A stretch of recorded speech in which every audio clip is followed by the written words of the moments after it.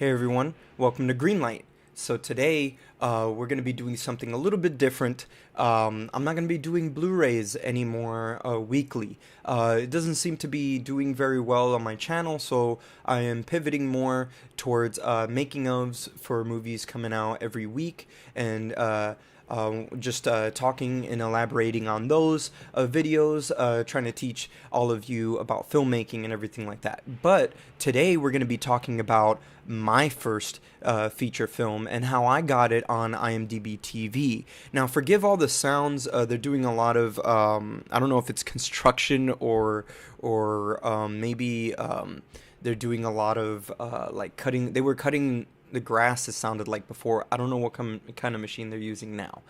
Maybe something for all the, like the branches or something like that.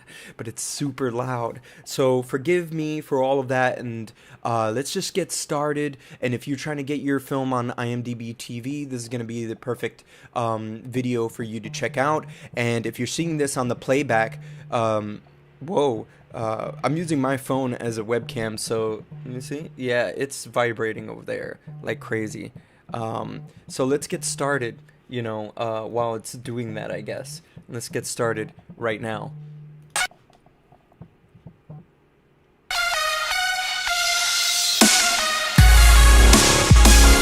All right. So we're all back and ready to go. It looks like all right, cool. I'm all green and ready to go. Yeah, it stopped ringing right when I did the intro and stuff like that, so it kind of worked out. I hope it's not an emergency or anything like that. But let's get started. So we're talking about my first feature film, which was a micro budget feature film. It's currently on my personal YouTube channel, also on Amazon Prime currently right now, but through IMDb TV. It used to be on Amazon Prime, currently just solely on Amazon Prime, but now it's on IMDb TV, and I'm loving it. I'm loving the placement in there and everything like that, and I'm going to show you how I got it in there and all that stuff. But let's get started on how I decided on doing the film in the first place. So in the first place, where I was, this was I believe back in 2013. Yeah, I believe back in was it in 2013 on Christmas? I think so. So, like, I believe actually when I got back to Miami, I left LA. So I had come out to LA in 2009 for the Los Angeles Film School. So if you don't know about the Los Angeles Film School, it's a film school out here in Los Angeles that you can go to, and you could get your associates and stuff like that. Now you can get your bachelor's and all that as well. As far as it being a perfect film school, it's far from being a perfect film school. Usually a lot of like major filmmakers like Spielberg and all that, and George Lucas, a lot of them all come from like major film schools like UCLA and USC, I believe, was another one. So I'm not sure which one came from which, but with all that being said, like I think that those were like the major film schools, but they're crazy expensive to go to. But the LA Film School kind of offered a lot of really cool stuff, including equipment when it came to laptop, MacBook Pro, which we didn't have before. This all kind of culminates to me actually getting the film done and everything like that, because this was the first piece of gear that I've gotten just to make the film. Between that and Final Cut 7, which was Final Cut Studio, if you've heard of that, was a big deal. So, fast forwarding on to 2014, I was moving back to Miami. I lost a lot of money out here in LA trying to go to film school and trying to make it, trying to get some work, trying to find my way in the industry, and just trying to find my footing. What is better fit for me, and how I'm going to, help others in the process of filmmaking. Where am I better fit, in what position behind the scenes, and where is it do I want to be too? Because at the end of the day too, you gotta understand that you making sure you know where you want to be is everything. It's gonna help you succeed. It's It's gonna help you tower over everyone, basically on the thing you could do at 100%. Excuse me. So let's get started and let's look at I mean, we already got started, but let's look at the Facebook page and then I'm gonna elaborate more. So we're in 2014 here. Let's see. Let's before since we already got started, I'm gonna quickly just do this here and tell you, please subscribe. It really helps me out on this channel. Now that I'm pivoting more solely towards filmmaking and talking about my experiences in filmmaking all the way on to my second feature film too, I'm going to be doing a lot of this more often. So the first thing I want to show here is, where is the...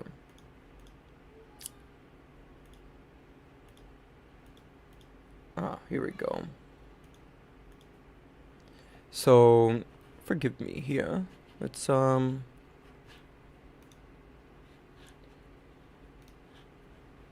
that up. Okay, cool, because I'm trying to get the Facebook up. Here we go. So you can see me too as well. So down on the bottom right, which I might even have like green light a little over my face or close to it or something like that. But since I'm leaning, it might not look that way. So this is the Facebook page, and it looks like I still have the Amazon video direct put on there in the video. And forgive my son, I know you hear him in the background just going, ham on screaming and all that stuff. He gets really excited over his video games on YouTube videos that he loves to watch. So just forgive all that and all the crazy background noise. I'm just gonna try to talk over and tower over that. So basically, so in 2014, I moved back to Miami, and I just kind of had like an artistic crisis. Sometimes you go through a certain mentality that you think that you have to be in LA to make it and all that stuff. But it was more on like, I realized that it wasn't even about that for me. It was more on the crews. The best crew members are out here, and you can get a lot of crew members for free out here, including phenomenal actors as well. Not to mention, like in other big cities as well. And we're going to be moving over to Miami in a second in this story. But there are phenomenal actors everywhere. You just got to like really look for them. So with all that being said, I was kind of like really upset about that. And I lost money for rent. I was helping a friend of mine tune, and we had our last little like try to get something going or any project going, because that's really what it's all about, is just getting the next project going so you can get a budget for that, and then obviously you can start divvying up payments towards crew members and everything like that, get work going, and then you can start paying rent and all that. So maybe I could have like got a little bit of something going to work my way back up so I could stay out here. But things happen for a reason. So this is another thing that I wanted to stress out here, is for you to learn about that, is that things do happen for a reason, and not to shy away from it, because that's filmmaking for you, and that's art too. Art is just it's almost like freestyling, like they do in hip hop music and stuff like that. You never know where you're gonna go in the story and stuff like that, and it's very surprising where it ends up going, and it's awesome to see that. And that's art. That's the beauty of it. So it's really, really cool how that ended up happening. So I had an idea for a long time that if I ended up having to go back to Miami, for any reason, I was just gonna go on ahead and go full-fledged on making sure I got a job, and then go full-fledged on a feature film, on a micro-budget feature film. And this is where Creed comes in. And I always had this idea of kind of like The Graduate. If you ever seen the movie The Graduate, I've always had an idea of this younger person getting involved with this older woman, and then just getting entangled in that lifestyle and stuff like that, whatever that may be. And I'm into thrillers and stuff like that, and crime thrillers. And this is where this comes in, and it's a crime drama called Creed. At this time, back in 2014, no, yeah, this is, I apologize. The dates are completely wrong. It's all 2013 when this happens. Late 2013, mind you, I'm moving into Miami. And then late 2013, I get the job at Fox, which is WSVN. So I apologize about that. I'll probably put a thing over, when I edit the video live or something that'll say 2013 to correct when I was saying 2014. So, so it took all of 2014 to actually make the film. So in 2013, and this is why I remember because Creed came out in 2015. So I didn't realize that the Rocky Creed movie, they were gonna go with that name. I thought they were gonna call it Rocky Five Creed or something like that. But I mean, Creed was an amazing name, and I couldn't shy away from it myself. And I really leaned into it hard, and I just ignored all that. So we'll get into that later. But it helped. I mean, in a sense, it helped the film get somewhere. Even I would say maybe some like clickbaity type of a thing, if you want to say. So I'm gonna just start moving around in this in here because I do have the feature film on Facebook as well playing. I kind of have it like around I bootlegged it myself in a sense, put it all over the place so people could see it everywhere. So it's got 1 million or so views on YouTube, and then another 500,000 in 4K on YouTube as well. And then you can catch it here on Facebook, and then you can go and find it on Amazon Prime if you want to support me for free and watch it on Imdb TV. And then that supports me, and that supports this channel too. And that's why I don't really ask for anything through this channel. I ask for you maybe to subscribe, but a lot of the stuff that I ask for you to do or get here are free. And this is where, my film comes in and all that stuff. So, and I did everything mostly what I could do by myself and for free, and even writing it. So if you ever heard of Celtics, Celtx. Celtics is a website where you can write your own feature scripts, or just any kind of scripts in general. Any film scripts, you could do it, and it'll sync up through their cloud, and you can have it on your phone as well, which is something that I'm doing currently right now with my third feature film. Even though I'm pivoting, and I'm pivoting big time, having moved back to Los Angeles with my family, me and my wife just have been doing slightly a little bit better, in the sense of like we're both working. We were doing really, really horribly when we left before the pandemic, and then the pandemic hit. I luckily was able to get my Fox job again, and stuff like that. So me and her were able to work. So now I'm back here, and she's afforded me the chance to go back to school, and everything going on with the pandemic kind of able to do that, and ask for some loans and stuff like that to do all that. So that's helpful. And that's everything that's going on. Basically, that's why I'm opening up now with this, and I've been wanting to do this video forever, basically. So as you can see here, this is the backyard of actually my parents' house. I try to be as sneakily as possible. My parents tend to change, paint different colors of everything. They tend to change a lot of the house, so it never looks the same. And the neighborhood always, it looks so different than what it does in here, anyways. It's been a long time. And this movie was released in 2015. If you see it there, where I released it on in 2015. This movie was released in the New York Film Festival. So let's go back to 2013. So I have written the film. I was writing the film and trying to get into Fox. And then I got into working at Fox, doing a non-linear editor job in Miami. So going from that, I was just writing a lot while learning how to edit news things, because a lot of what I learned in film school is how to edit music videos, commercials, promos, and even definitely short films and feature films and stuff like that, but and learning how to cut around performances. But news is so different. You got to cut around the fact of knowing certain tail ends and keeping it open so that they could capture the middle portion of it or something. It's insane, and it's all because of the switcher. The switcher kind of edits for you live, which is kind of what I'm doing here with OBS.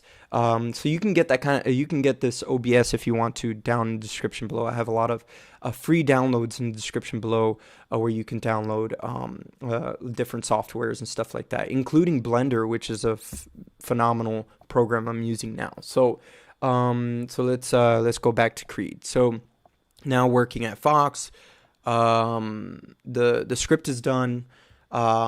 It's Christmas time. I'm taking a break.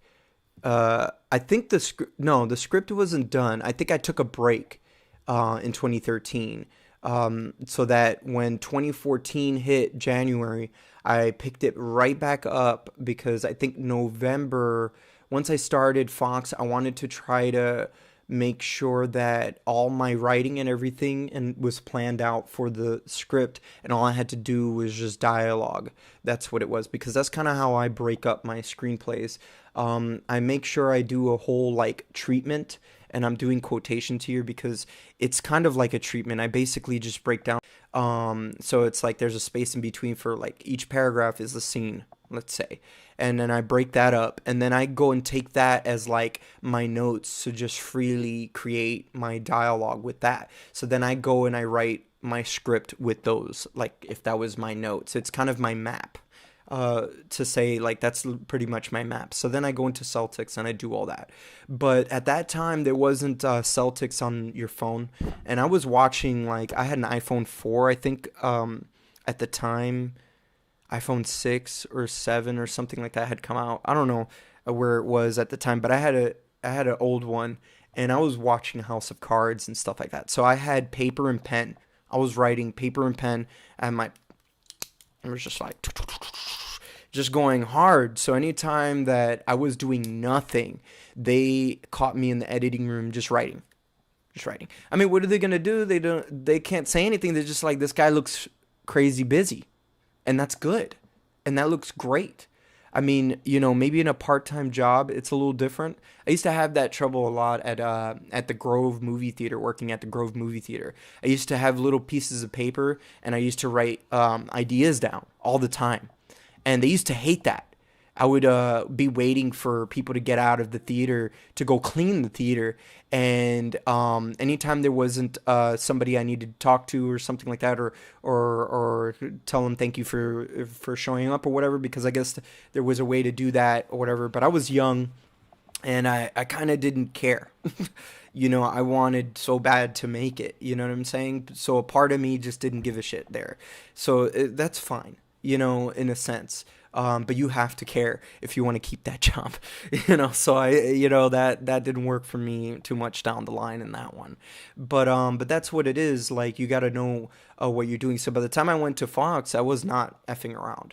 I was making sure that when they did call me, or somebody walked by or something, I always looked up, and I was always ready for that. But in that space, in the news world, in like the news station, it looks really good. It actually looks so good on me that I eventually went into the control room. So maybe that wasn't the reason why. There was other reasons they needed me for the control room anyways. But I was being video playback in the control room, just handling all the videos and stuff that you see throughout the hourly shows, which is amazing because you learn how to do stuff like what I'm doing right now. So I'm talking all over my movie here, and it's kind of like almost like commentary, I guess, in a sense. But let's go through here a little bit more into like the photos. You see, I have my second feature film there too, Corazón de Cuba. I'm sorry that if this is maybe a little scattered, but I'm trying not to be so scattered brain here. And this is why, like, coming off of doing all these live streams all this time with the Blu-ray stuff kind of helped me gain my confidence in that.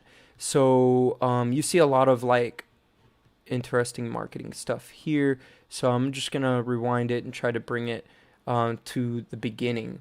So this is more or less what I was all about. Hashtag what's your creed? And I had this going on a lot in for my film, for this film. Let me kind of line this up just a smidge. There we go. So you could see that. So that's kind of what I was picturing the film to be all about. Was what's your creed? Like, what do you believe in? What are your thoughts on life and everything like that? Which goes in on what the character was going through and all that stuff in the story. So I'm not really gonna go too much on the storyline here of the film, just more on the filmmaking and ending up making the film. So, fast forwarding, I ended up purchasing uh, my equipment. I finally finished the script come January 2014. So, come January of 2014, I finished the feature length script and I sent it to, and it was only like 30 pages, guys. So, I'm very visual and I come from music video type background. So, I went into the WGA with that in mind, and just gave him a 30-page screenplay, $20, and then I basically got it. I wouldn't say it's like copywritten, but it's like you got the WGA to sign off that they acknowledge that you wrote the script. I don't think I'm saying that right at all. I'm not saying that correctly, but you know what I mean if you get what the WGA is, the Writers Guild of America. So when you go and send your screenplay there, now I'm confident enough to now give it out that no one's really gonna like steal my story or anything like that. My story comes from like novellas. Novellas are soap operas, novelas in Spanish. Novelas is something that my grandmother, my mom, everybody in my family, my aunt, everybody watches. My grandparents always watch that kind of stuff. So I felt like this was going to be that type of novella. It was a novella, soap opera, crime drama. And it was in the realm of something that, I something that I am used to seeing, and an easy story for me to tell, more or less. So then I can concentrate more on the production side, because that was going to be the newest thing in my life. Because before that, I'd done a lot of music videos. I worked with my friends, with Jabari and stuff like that, which Jabari will end up coming up in the story later, because he's a co-star in this feature film as well. But basically, he helped me out in a way too, figuring out how to write screenplays too. He helped me kind of figure out how to bring from my thoughts and put it down on paper, which was the hardest thing. He used to freestyle. I mean, they freestyle and all that stuff. Him and our friends, like, we were always recording music. There was always music being recorded. I mean, at the time, I was just doing the music video editing and all that stuff in LA Film School. So that's where all that was coming from. So I knew I could do all that, and I knew I can just fill up the screen with a lot of music and a lot of visuals, and just tell the story in that way, and less dialogue and all that, which was the hardest thing too, because of sound, which I'll get into that later. So now you see Miami here. It's one of more, I would say, more of my famous shots coming from this, and this coming from the tram in there. So now in 2014, the beginning of 2014, I believe I purchased on Amazon like bundle packages. A little bit of a shout out in the end of this. All right, cool. So I think I'm gonna be doing like a little bit of a shout out. So I'm only like 24 minutes in, and then I'm watching Amazon like come by the window. It's nothing for us. All right, so moving on from that. So basically, talking about Amazon. So I did purchase the Canon 60D at the time, and I'm currently about to sell that actually on eBay. So let me know down in the comments down below if you're interested, and then I'll send you a link. So basically, yeah. It's in perfect condition. I have never dinged up this camera. It's so crazy. I've used it for so many projects too after that too. So it's kind of insane. But with all that being said, and I have used a Canon 60D once before on a music video. Somebody brought it in, so I had used it before, but I've always thought it was an interesting camera, and the flip screen and all that stuff. And then I can get really low and do all that. I'm a big like Fincher head, and like Wes Anderson and Paul Thomas. It's really more like David Fincher, Paul Thomas Anderson, kind of aesthetic with Martin Scorsese, even movement from Martin Scorsese sometimes, when I want to get really erratic. But that's kind of where more of where my head space was at mentally, visually, and everything, directorially. So now I have the screenplay, and now it's time to cast. I have my equipment coming in. I was purchasing all the. I basically made a whole list of all the props and everything I needed, which was a separate thing. Everything that was needed to actually tell the story, other than equipment. Equipment was so easy. Equipment was like, listening to music, sitting down with some wine or something, or drinking some beer or whatever, and just, having some fun as a filmmaker, buying equipment, knowing what you want, So, I bought the Zoom, which is what I'm using right now for sound. I still have the same um, tripod that I'm staring at right now. I'm staring at it, using it right now to hold up my iPhone 12 Pro to do this a live stream. So, which is really, really cool. So, I am going to be doing like an unboxing eventually for my new camera, whole system and everything, and talking about that. So, okay, now props and everything. Props all came from same place, which was Amazon as well. Try to keep everything simple. I did everything Amazon, which is kind of what you can do now. So this might help you with all of this. So everything was just all Amazon. Jeff Bezos would be so proud of me. You feel me? So with all that being said, let's move this image on, and let's go on to this. So now I'm casting everybody. So now I'm going through and casting. I'm even talking to my friend Jabari, which is on the top left over here, holding the gun. And my man Jabari, like he was just like he read the script, because I sent it to him to get feedback and stuff like that. I sent it to anybody I could at the time to get feedback, and he was like, "Man, I got to be a part of this somehow. I don't care how. I got to be a part of this movie." And I'm like, okay, you could have this role, I guess, I can give you, and you don't have to be here long. So we planned on, I guess in my mind I already had it planned, maybe, because I wanted a friend to be in the movie. Everybody that's involved in the movie, other than the two guys up on the top that are in the back there that I knew personally.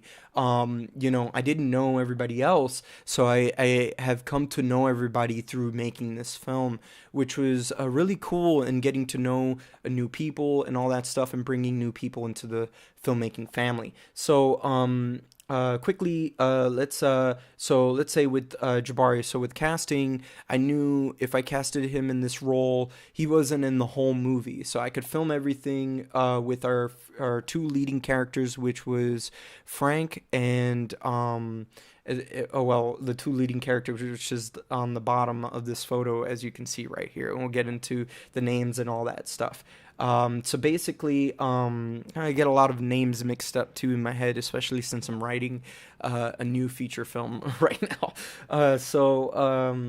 All right. So with Jabari, I knew like if I had him for a week, we could shoot all his stuff during the week, like within 5 days, or within a week of him being in Miami. So that also came with the fact that me and him had to figure out a way to fly him out there. Now, he wasn't doing very well with money, and neither was I, more or less.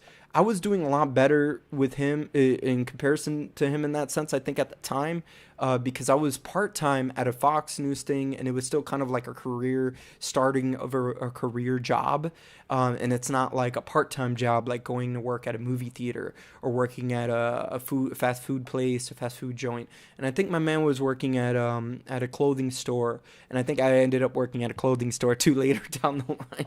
So it is what it is. These are the struggles. These are the things that you have to do as an artist, to make it on the side. You know, like on the side, you have to keep yourself alive. Just Jabari to get you out here. To get you into Miami, Florida, so we can film your scenes and all that stuff. So that was, I think it was like $690 something. I had just looked at it like on file, and I couldn't believe that I still had the ticket. I wanted to show you here, but then I was like, I don't. It's too much information. No, just I'm telling you, 600. It was almost $700 or whatever. And I think he helped a little bit there on that too to get himself out there. But I definitely needed to help him with hotel and try to get him in there. But I liked doing that because that gave me a feeling like, okay, Jabari is more of my star. He's the man that I know that can bring the performance that is needed for this character. So I can just be rest assured that this one character that actually has a lot going on behind the scenes, more or less, that you don't see. You want it. You want to see it in his face. You want him to bring it when he's on camera, and he does. And that's what makes actually my movie a lot better. Yeah, no offense to everybody else. I'm not. Everybody else had amazing performances in this film, especially for what what I was paying everybody, which was a whole lot of nothing. And what I was paying everybody was IMDb credit. And that's something that a lot of people at the time didn't know how to get. And you still, to this day, a lot of people don't know how to get. Obviously, if you're watching this, then you want to get on IMDb TV. So even getting on IMDb alone is a huge feat. And getting on IMDb, you have to go through festivals and film festivals. So we'll get there in the story in a second. So now I'm casting everybody. My two guys in the back. So I have my man George here in the back there, and he's like he plays a really hardcore character. Let's get out of here and let's go. No.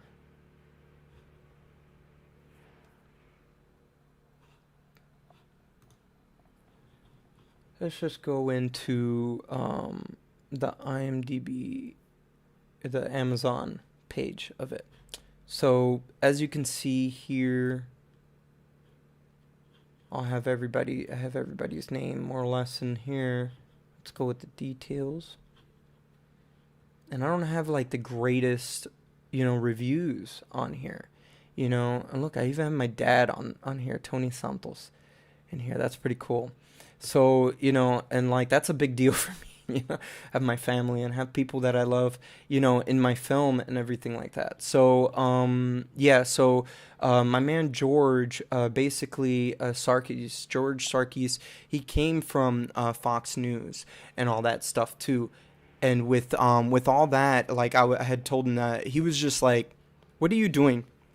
Writing all the time? You always look like you're busy. You never look like, this is enough, for you." And I'm always telling them like, no, like I really enjoy working here and everything like that. It has nothing to do with anything like that. But he was just fishing. He was fishing me. He was trying to see what was I up to. And then he came around telling me that he knew some guy back in the day that used to do music videos and all that stuff.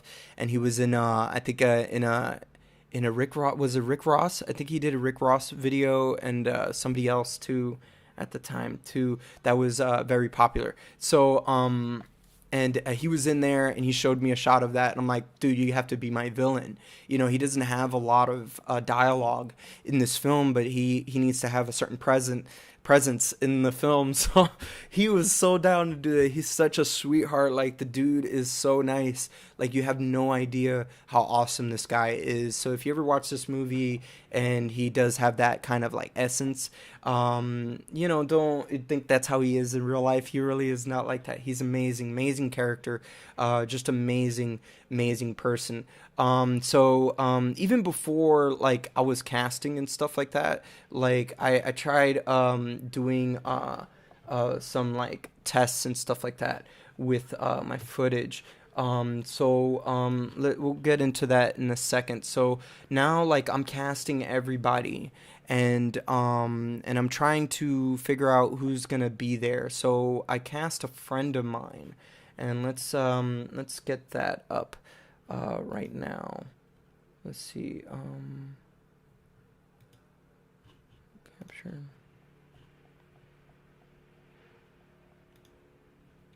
And then Oh, that is not what I need. All right, there we go. So, where's the QuickTime? I need to show you guys the QuickTime.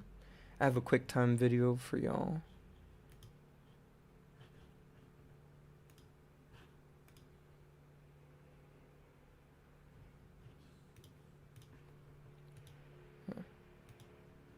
Where is it? There we go. So I guess I'm gonna cover myself too a little bit, but basically, this is my boy Brian Pupo from Miami, Florida, and I was gonna cast him for the lead role and try to have my main character. He had a lot going on in his life and things and stuff like that. No offense to him, it didn't work out. He couldn't make it to a lot of oh wow, you can hear all this. So this is you can hear me you heard me in the background. All right, I just told him, all right, man, let's just go. So this is actually a shot that I think is in. Whoa, catching the floor. Sorry. This is a shot that's actually this whole thing was gonna happen.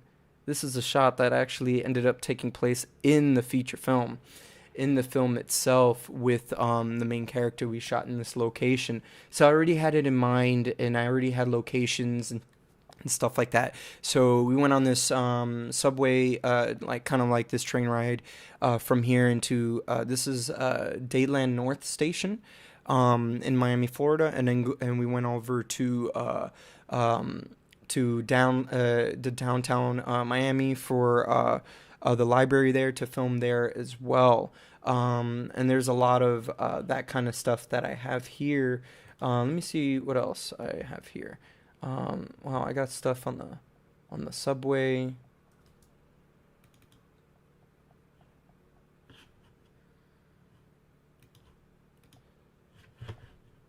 Let's see. Can you see it? Probably not.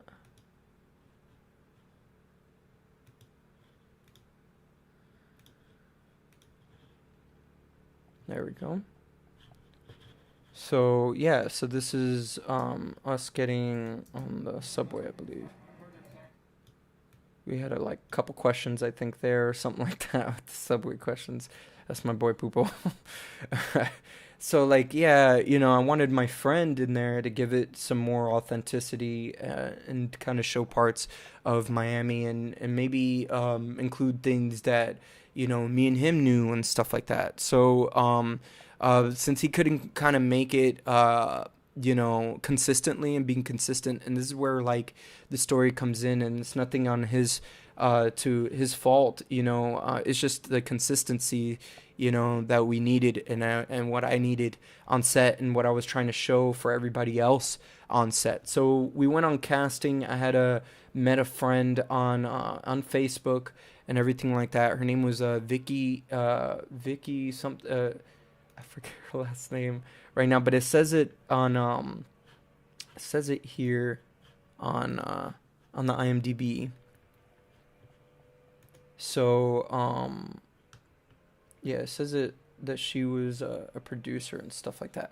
So basically, yeah, she helped out with the casting, and she had a space where we can do an office space where we can do casting, and we did some casting.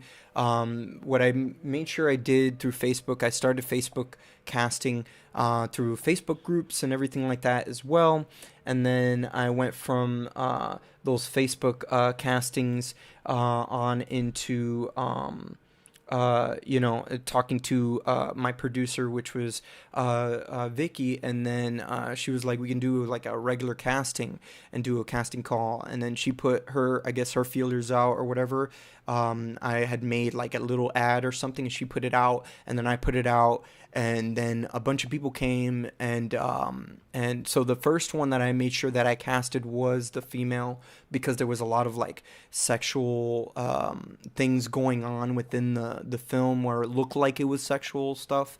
So I wanted to make sure that, you know, she was good and that everything was good in that, because it's a big deal, and that was a huge deal when it comes to filmmaking and being an independent filmmaker and being a male in the film industry, especially with what's going on now, you know. So learn from this. There's more that I want to talk about when it comes to this too. So moving on from that. So we ended up um, casting her, and then I ended up getting the main actor on here as well. And so let me see here.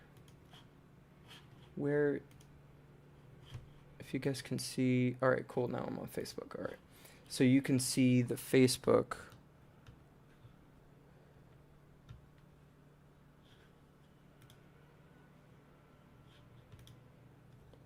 Um,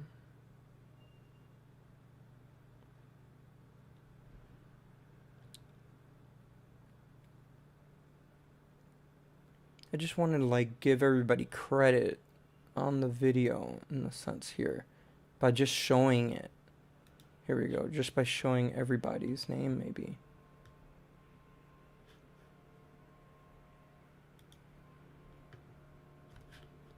Screw it. I'm just gonna, like, this is Film Hub, but where is it? Where's everybody though? I want to see everybody's name. How about we just go on IMDb? How about that? So for some reason this one didn't go through IMDb, but we're gonna go on IMDb right now. And let's see.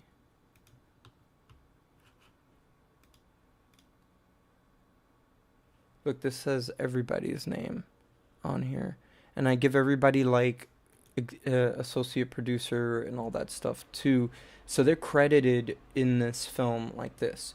So let's see. So we have Vicky Lopez, who's the producer, and then we got Jabari King, who's also associate producer. Now all the actors and everybody involved, I gave them associate producer credit because, I mean, they showed up. They showed up on set to film, and they did their job.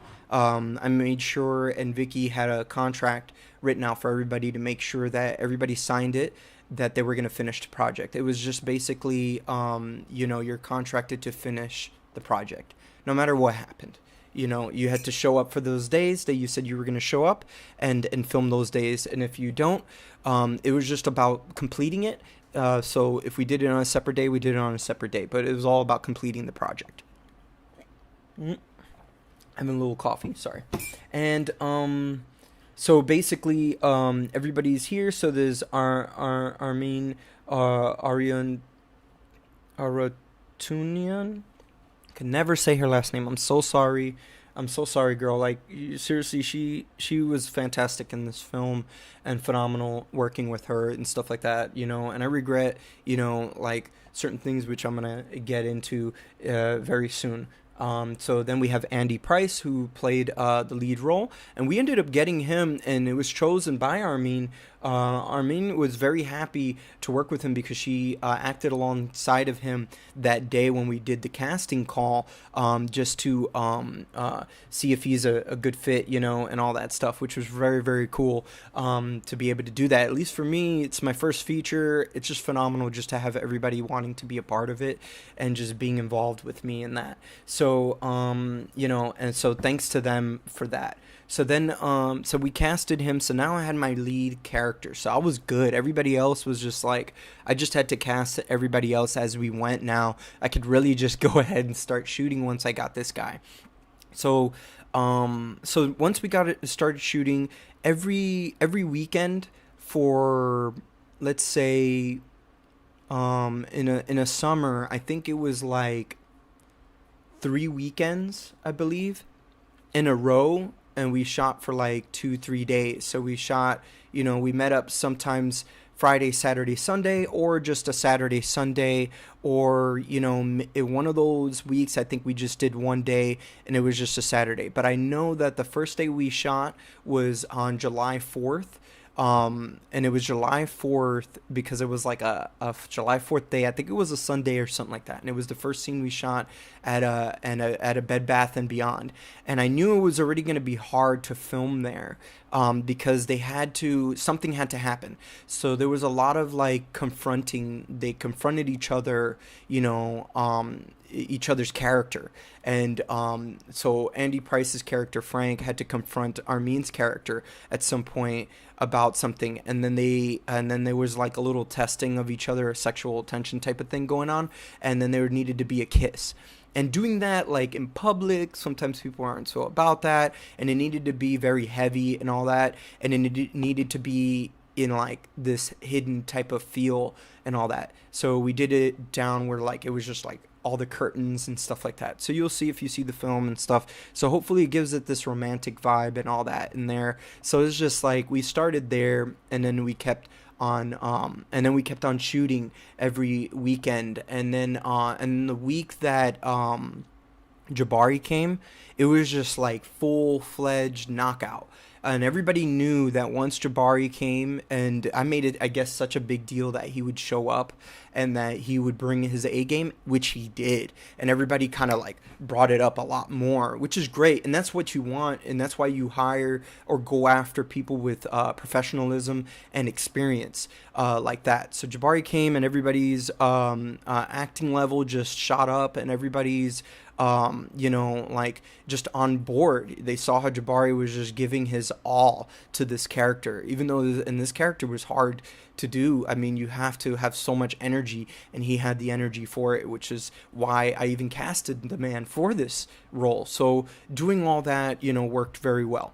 So let's see. So we're gonna fast forward to when he did show up. That first day he did show up, I tried to use his hotel room to do a mock-up with them in the bed. I didn't feel comfortable trying to use my family members' houses and then put them in the bed if they were gonna get too comfortable together. I didn't want them. I wasn't trying to do a sexual like porno scene or something like that, and that was the exact opposite that I wanted to do, especially the exact opposite to even let Armin feel like that was the case. And that's what we were trying to do. It had full-on dialogue.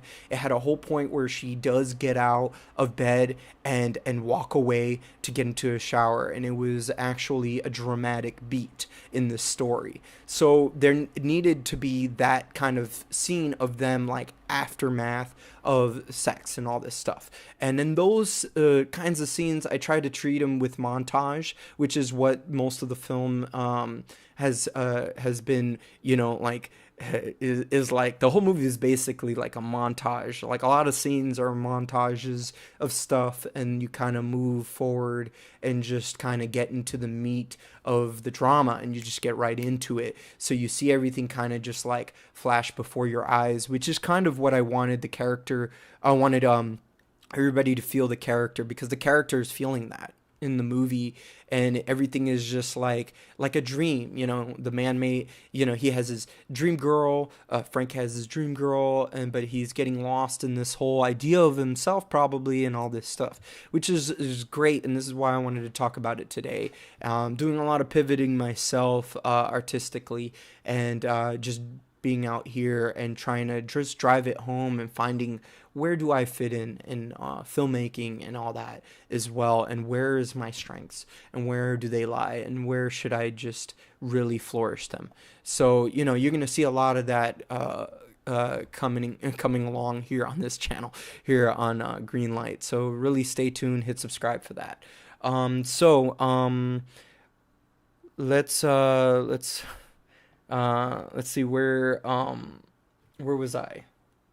So now with everybody into that, I was deep into that. So definitely when it comes to those type of scenes, and I think Vicky really was upset at me too about that too as well, because she could have been there that day for those scenes. Whenever you have a scene and you're a male and you have scenes with girls and stuff like that, is best to have other women on set.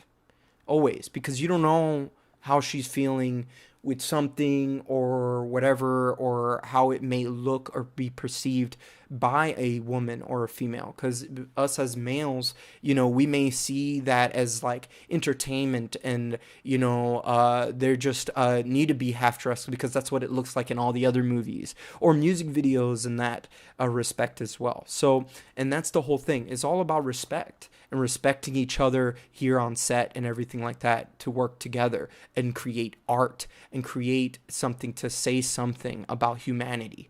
So, and that's what we're all coming together to create. So at the end of the day, that's very important. So including everybody in that fact as well is very good, including people that are more involved, like, like gender stuff. And that's still a huge deal right now, and gender biasness and not understanding, the other gender and their point of view and stuff like that. So it's kind of, it's a tough and rough and hard thing to deal with, and being able to deal with everybody's emotions and stuff like that. But this is part of it. And the art game is an emotional game too, in that respect. So respecting her wishes and all that stuff is really what I wanted, that day. I felt like I got frustrated because I felt like I wanted to do more scenes. I wanted to keep like filming and just finish the film. You know what I'm saying? So there was a lot of that frustration of that, but her getting close to getting comfortable with the lead actor was very important to me. I wanted them to kind of hang out on their own. I was hoping that they would have been that, maybe I should have hired an actual couple, and they would have been so comfortable with each other in bed, and then a camera. You understand? These guys are actors. They're professionals. My man, Andy, is a professional too. He comes from novellas himself. He actually comes from that world, and he's very popular in that world too. Some real Spanish soap operas. So you can go ahead and find him too. He's very popular on Instagram. He's got he's got a huge following on Instagram. So with all that being said, there's a lot of these mistakes. You see, there's a major mistake that I wish that I can rectify, and I'm learning from, and I've learned from, and I've always wanted to talk about it at some point. And I'm glad that, working with Greenlight and doing all this time got me more comfortable on camera myself to be able to express how I feel about all this stuff. So I hope all of you out there, and you, Armin, and all the women and everybody involved in this film and involved in other films as well, can learn from this and see even where I'm coming from, and learn that, we got to do all these things. This is part of it. This is part of the work and stuff like that. So with all that being said, let's see. Now that I talked about that, the film's done. I believe it was in the bag. I think we filmed it already. And then now I'm editing this. So now I'm exhausted, and I'm going into Fox, and I'm doing night shifts and stuff like that, and doing every time I come back from work. So basically I go to work. I wake up at 2 a.m. Just so I can get to work at 4 a.m. if I'm editing. If I was showing up to be in the control room all day, I would show up at 4:30 a.m. and I would do the morning shift and stuff like that. And then I would get out.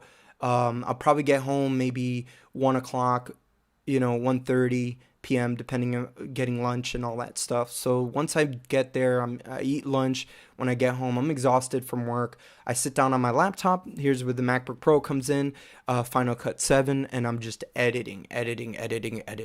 Just constantly editing, finding ways to create a poster and all that stuff. I have early posters and stuff like that here.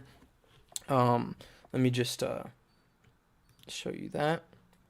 Go to photos and show you the early posters, which was very, very crude kind of poster. And my sister kind of, was like, I don't know if I like that, and it is a little weird, and all that.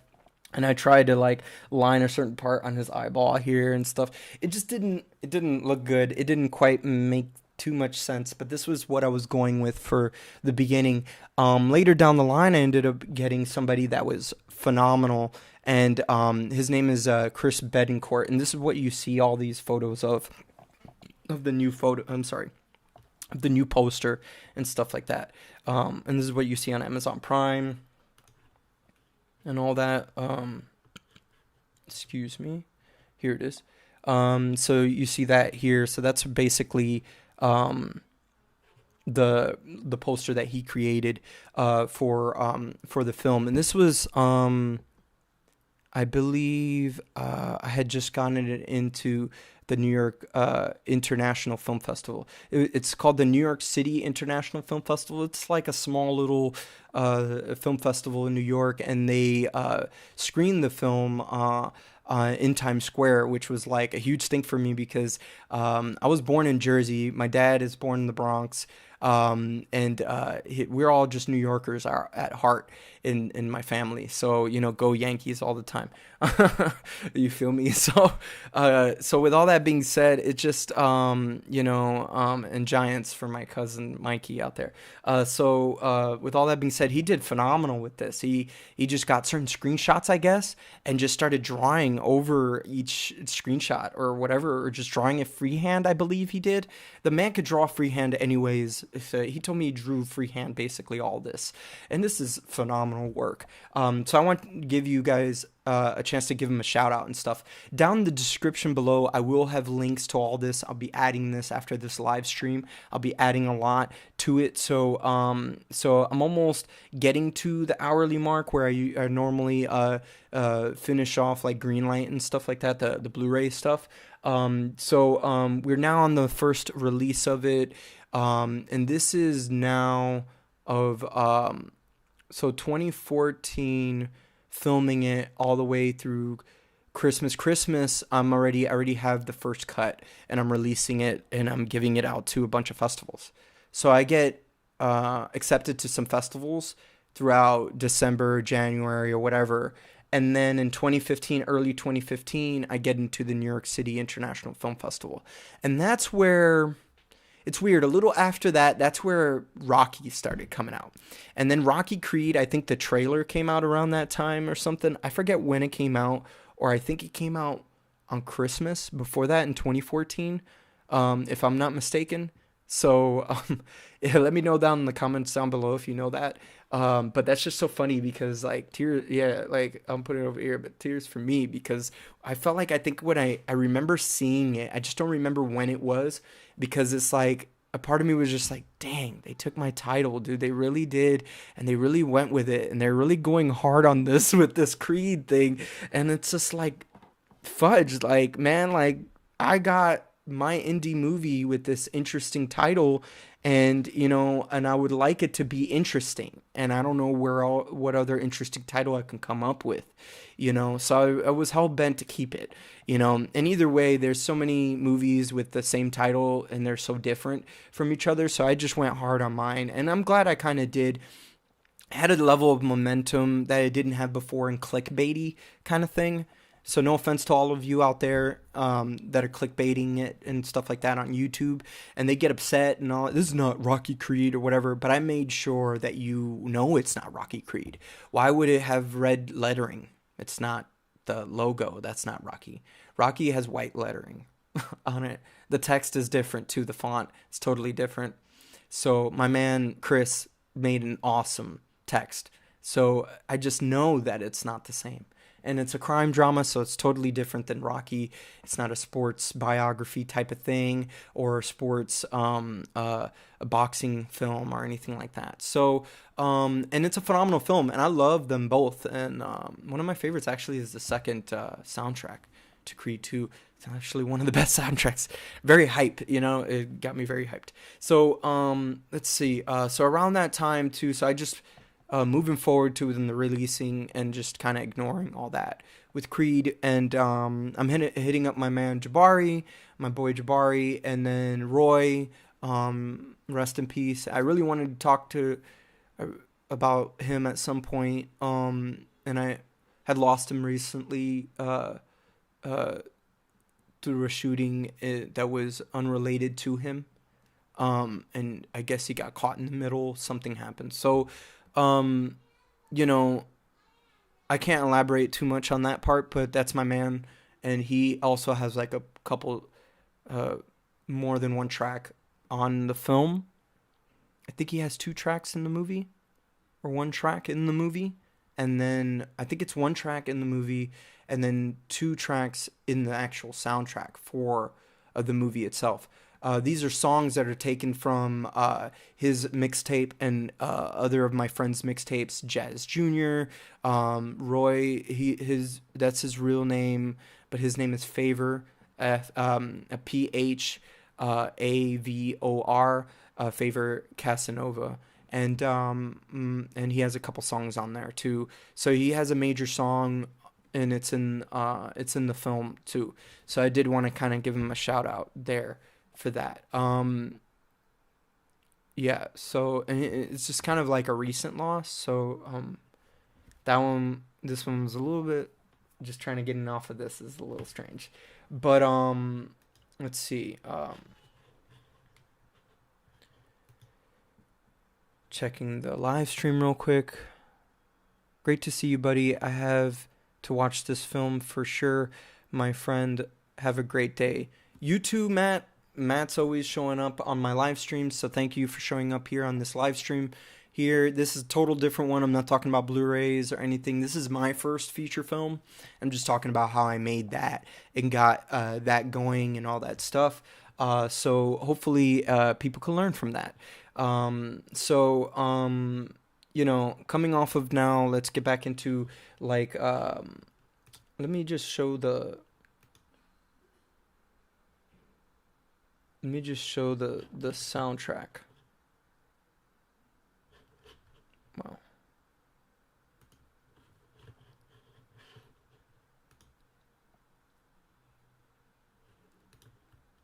Let's see. So I have the cover for the soundtrack. Oh, here we go. Look at this. This is the back of it. Here. So this is super, super cool. I love that I have that. So I have everybody included in there too. That's amazing. So even Tunes on there as well. Look at producer, my man Tunes, Six Shooter. That's Brandon Anderson. Favor Casanova. You see, he's got a couple songs. He's the top one right here, number one. He's the first song on this soundtrack. So you can go ahead and find that on datpiff.com. datpiffs.com. So you can go ahead and check that out, download it. Let me know your thoughts, comment on it, all that stuff, please. Thank you. So basically all that. Then so that was the first film festival I guess I got into, which was the New York City International Film Festival. Um, so I'm riding on that. Armin actually went out to go and do that, as you can see her here in this photo. So thank you for doing that. She went all the way to New York to just go see herself up on screen. I felt kind of bad. She didn't know what to say. I guess she felt bad too that that screening wasn't the greatest and people didn't quite like the movie. The first cut was kind of whack, I guess. I don't know. I'm kind of hard on myself. But it was May 2nd. Look at it, May 2nd, 2015. So this is Best USA Director in Feature Film. So I got nominated for Best Director. Obviously, went small film festivals. I don't think it's that hard to get nominated, but it might be, and that's good because you are between you and a bunch of other people that also sent their film. You you know, us four here, like there's probably like 10 of us or something. I don't know. I didn't really like check, but us four here, I have checked their movies, and their movies are way more professional, can I say, than mine. Mine was on some really micro budget. The sound was iffy, and stuff like that. And people still complain on Amazon Prime about the sound being iffy. So hopefully I change that in the future. I've been doing a lot of work on that and learning sound design and stuff like that. So then eventually, let's see, when is this? This is in 2016. So Before that, I know I got into the Los Angeles Cine Fest, and this is right on August 3rd. This is right before I moved back to LA.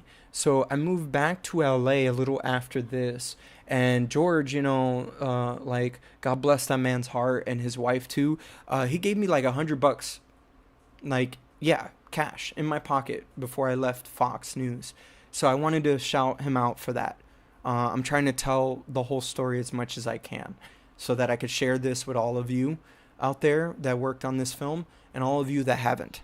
So George just did that, and he wanted me to go out there strong to make that, and I took that to heart. I took a lot of what everybody told me to do to heart when I went back to LA, and I met Bree, my wife, and she's the love of my life. Like, and now we have this beautiful child who's screaming in the background, and now I'm on my second feature film now too, and all that. So things happen for a reason. So it's just really beautiful sometimes how that works out. So I really just wanted to give a shout out to George for that one, and that was very, very helpful. Um, wow, this is a weird exposure. Um, here, and I guess my man here is on the darker side because things, but you can really see him very well. I'm actually exposing this fairly well here, which was kind of surprising because I was very, I would say, I wasn't, I'm not like, I would say a cinematographer, but I think practice makes perfect over time, and I worked with cameras a lot at that time before that. So I'm coming back to LA. I'm trying to like put this out. I get into BIFLA, um, uh, which is another film festival in Los Angeles. The Broadway International Film Festival. That's what I was trying to remember. Uh, Los Angeles or something like that. The Broadway International Film Festival, Los Angeles, or something like that. Yeah, I went there, and they didn't. I had a lot of problems with that one. I had just a lot of emotional things with that one. Nothing against them there, but it was just. I'm Hispanic. I'm Cuban. So I feel like sometimes there are discrimination within my own race to myself, in different races too within that. So I may be Cuban, but Cubans don't get a lot of like love from other countries. Can I say? I'm Cuban Dominican, so I'm like half Cuban, half Dominican. But I was born here in the United States in Jersey, so I could be as white as can be, obviously, as you can see in my face as I look. But my culture, my blood, and how I feel and how I think and everything is totally different than that, and how you see me. So I was going through a lot at the time, and no offense to him, he's been trying to rectify that with me a lot online and stuff like that, and he apologized, afterwards. But I didn't have enough people to come and see the screening, and I just wanted another screening. Actually, this time I actually wanted the screening for myself because I was there, and I was hoping maybe there'll be like a Q&A, maybe get people that I've never met come see the movie, talk to filmmakers, talk to people about my feature film, and connect. Maybe collaborate, make something in the future, make a third feature, which I had in mind, which is the one that I'm finishing up writing right now. So all that, and they didn't get to screen it, so I didn't get to screen it in the main hall that I wanted it to be in. They wanted to screen a different movie because their people were there first, and I'm like, okay, that's fine, I could wait after, but you told me that we can do it, and like maybe they can watch my film and then we watch theirs, or vice versa. I'm all about fairness. I can wait. I'm patient, but just give me mine. You feel me? So I'm sure everybody understands that. But when I work hard for stuff, I want mine, and I worked hard to get there, and that was what was very frustrating in that time. So around that time, then Amazon opens up their doors. Amazon Video Direct shows up, and me and my wife's pregnant at the time and stuff, and I'm like super like, oh my god, I can't believe like I have this chance. So I do the captions myself and all this work. My wife's watching me go through these painstaking process just to get it on Amazon and stuff. And like, I mean, what a blessing that was, like, to finally get it on there and being able to see that happen. It just felt really good.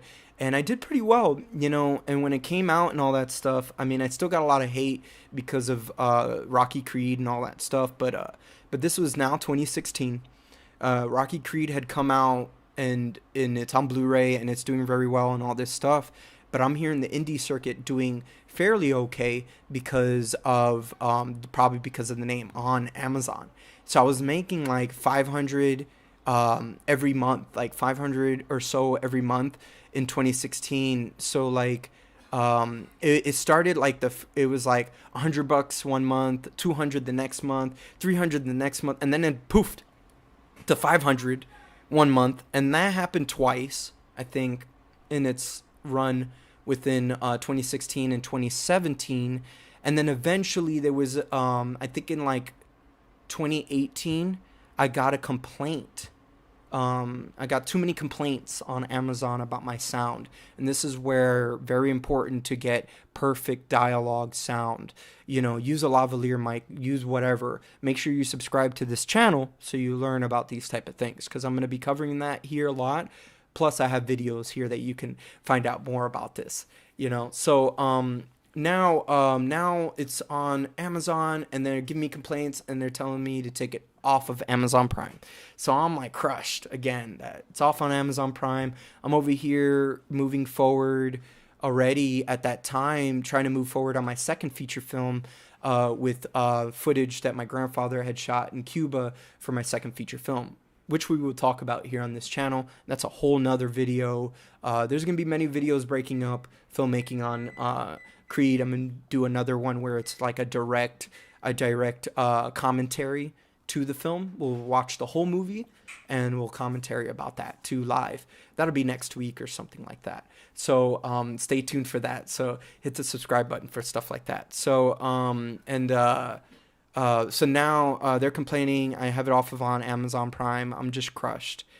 So then I release it on YouTube for free, and it just skyrockets. So let's see if I get that up on here.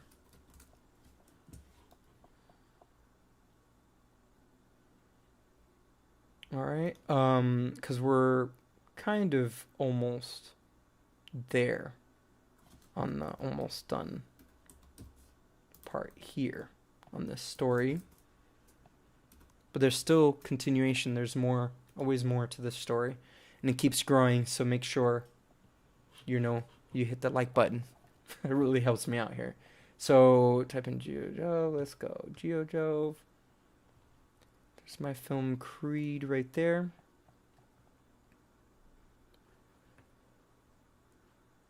"2016 Creed." This came out 2 years ago. I put this up. So yeah, November 19th, 2018. So I believe I got like a little like, you know, fed up or something in some way, and I'm like, you know what? I'm gonna release it for free on YouTube and watch me rank for this Creed thing, because I learned about SEO recently and YouTube. So I put all my knowledge to the test when it came to this test, basically, for this film. So so I put it up, and then out of nowhere it skyrockets. Like thousands of views, like within a day. Like people are clicking on it, click, click, click, click, click, click, click, click, click. And I kept it very professional. I put all the descriptions, SEO, and it also has its captions and everything like that. When you do that kind of stuff on YouTube, you're checking all these check marks for YouTube, and YouTube is just like, this is a perfect video. I got to shop this around everywhere. And plus, when it comes to free movies or free short films or anything like that, they skyrocket pretty fast on YouTube, and they do very, very well. So it's kind of where like I'm trying to pivot more, even with Greenlight, to try to do more of these type of content, and then and do something more with my personal channel, which is what you're seeing here. And it's just my personal channel is Jovanni Santos. Channel. So that right now has like 3.56 thousand subscribers. So that's okay. It's not too bad, and it's all because of my first feature film, actually. And all those people that subscribed actually believed that my film was fantastic, and they know that the other Creed came out. And you can check them out in the comments here, and it's insane how some people do, come into rescue of it in a sense. I think one person did, really. I'm just over exaggerating on that one, but it made me humble. It made me happy to see that, and they understand that this is a micro budget film, and what I did was big for people like us in filmmaking.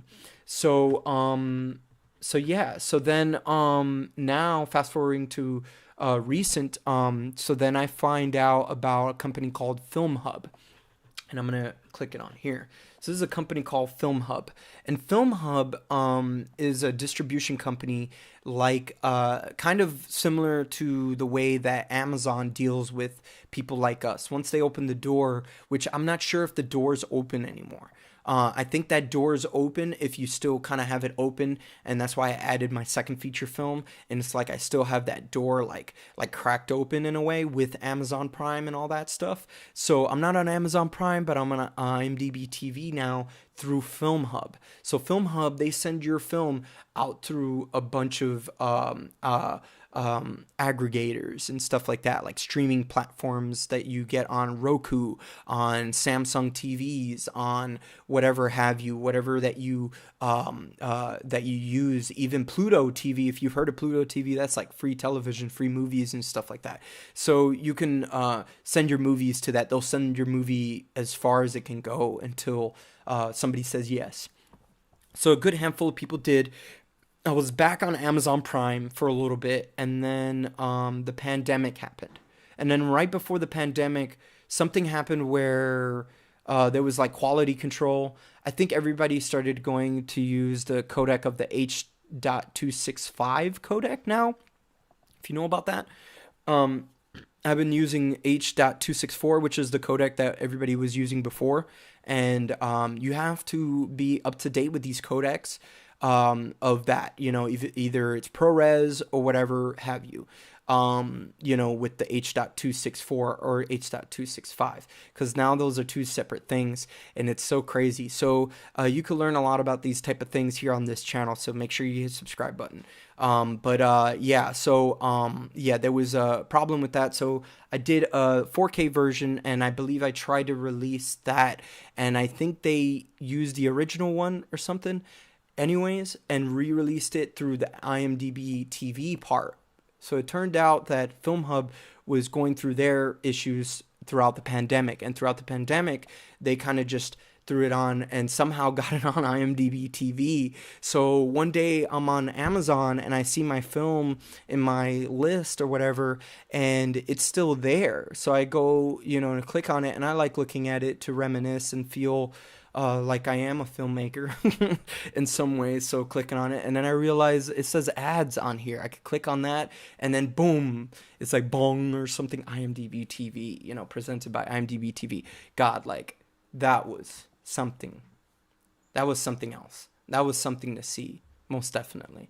And I really, it just really rang true to me. Very hardcore. It was like when I got myself on IMDb TV. I mean, on IMDb in general, for both, not only the first feature film, but again in the second one, which, it was almost like a back-to-back. But now that, my first features on IMDb TV is something huge for me and a huge feat for anybody to do. So I suggest all of you out there to figure out your options. And if you have your feature film, don't be shy. Try to put it out there either on YouTube, and you can find there's an audience out there for everybody. You could check out Vimeo, Vimeo, O vimeo.com, and you can check them out. And they do a lot of short films and stuff like that. They really handle a lot. That's another like a YouTube, but more for filmmakers. Or you could do it here on YouTube. But with all that being said, I appreciate all of you here on here. And let me put myself big on here. So with all of that being said, don't forget to hit the subscribe button, hit the notification bell. I do videos like this all the time, filmmaking videos, making of videos for even the Wes Anderson movie that came out recently. If you haven't seen The French Dispatch, go ahead and find it. But if you want to watch the making of and you want to know more about that film, go ahead and find it here on this channel. Actually, go ahead and click on it on one of these videos here, and you will find making ofs of major movies coming out, including Dune, which I saw recently, and that was phenomenal. I'm a huge Denis Villeneuve fan too. He's definitely on my list of people I want to steal from. You feel me? Steal a style from and stuff. So I'm gonna quickly check here and see if anybody's on the live chat other than Matt. Matt is on here, so I really appreciate you being on here, man, and checking me out here on this channel and doing the live. But for all of you on here as well on the playback, thank you, and I'll see you here next time. Later.